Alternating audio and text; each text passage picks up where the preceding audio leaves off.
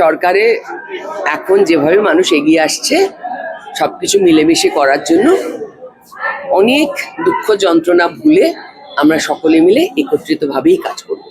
দিদি, আর একটা কথা, পাপিয়াদির আজকে বেরিয়ে যাওয়া, সেটা মানে কি কারণ? এটা নিয়ে একটা কনফিউশন তৈরি হচ্ছে। সেটা পাপিয়াদি বেরিয়ে গেছে মিটিং এর মাঝখানে অ্যাটেন্ড করেন।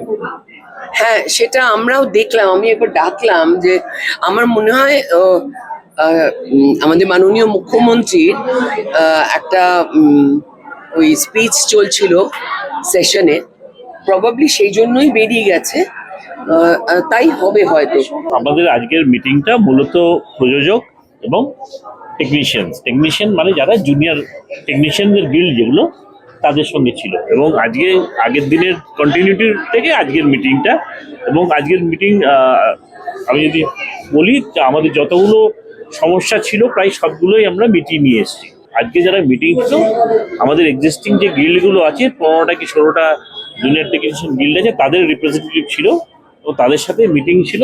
মিটিংটা কনভিন করেছেন আমাদের ডক্টর সৌমিত্র মোহন, যিনি এখন আইএনবির সেক্রেটারি। এখানে যা আলোচনা হয়েছে, ফেডারেশনকে নিয়ে আলোচনা হয়েছে, কোনো এনজিও সংস্থাকে নিয়ে কোনো আলোচনা হয়নি।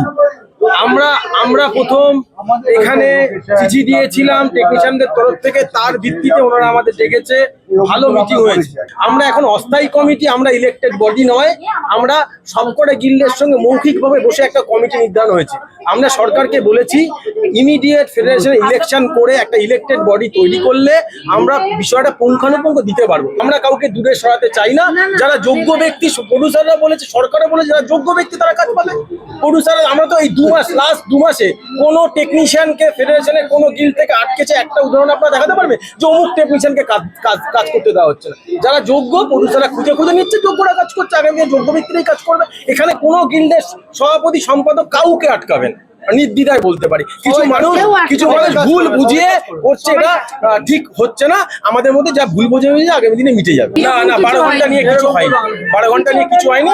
যেমন 8 ঘন্টা শিফট ছিল সেরকমই আছে, 12 ঘন্টা নিয়ে কিছু হয়নি। আমি কতজন টেকনিশিয়ান নিয়ে কাজ করবো সেটা আমার ব্যাপার, মানে সেটা প্রডিউসারদের হাতে। এবার টেকনিশিয়ানরা যেরকম ওয়েজেস পেতো সেটা টেকনিশিয়ানরা যেরকম পেতেন সেরকমই পাবেন, সেখানে কেউ ইন্টারফেয়ার করবে না। এরকম এইসব দিকগুলো নিয়ে আলোচনা হয়েছে এবং সবাই সব ব্যাপারেই একমত হয়েছে যে হ্যাঁ, এইভাবেই হলেই ইন্ডাস্ট্রি ভালো হবে, ইন্ডাস্ট্রির মঙ্গলও হবে।